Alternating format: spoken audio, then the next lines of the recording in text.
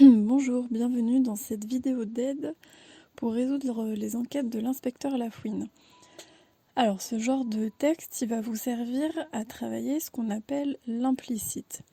C'est-à-dire, c'est la troisième stratégie de lecture qu'on a vue en tout début d'année pour répondre aux questions de lecture. Donc là, la question, il n'y en a qu'une, c'est qui est le coupable.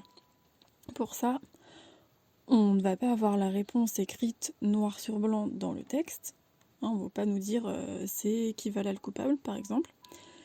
On va avoir quelques indices, par contre.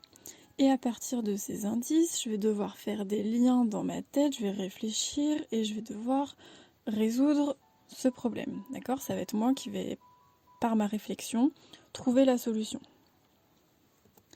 Donc la première étape, c'est d'abord de lire une première fois le texte. Ça va me permettre un petit peu de comprendre ce qui se passe en gros. Je rentre pas dans les détails pour l'instant. Donc quand je lis une première fois le texte, je comprends qu'il y a eu un dîner, que l'inspecteur Lafouine donc, était invité par le commissaire Kivala, et qu'il y avait d'autres invités avec eux. Et puis, à tour de rôle, ils sont sortis de la pièce. Et au final, le lendemain, le commissaire Kivala, se rend compte que sa fortune a été volée pendant la soirée.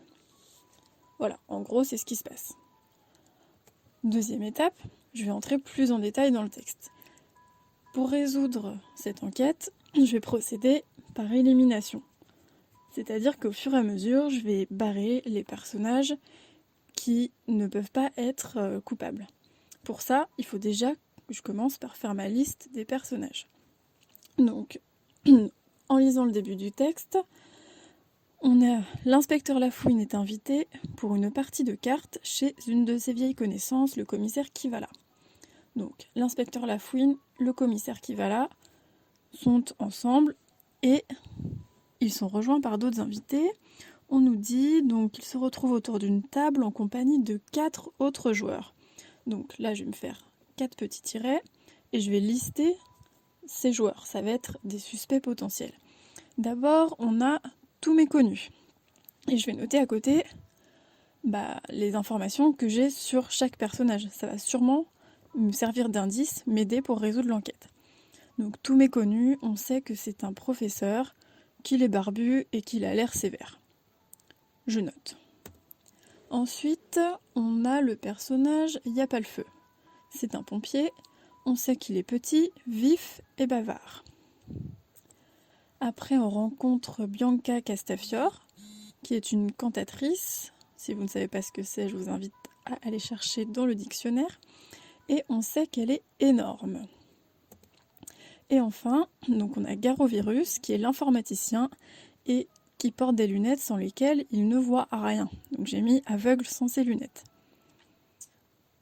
Une fois qu'on a listé nos personnages, on va un petit peu se renseigner sur leur emploi du temps dans la soirée. On sait que tout méconnu est le premier qui quitte la table.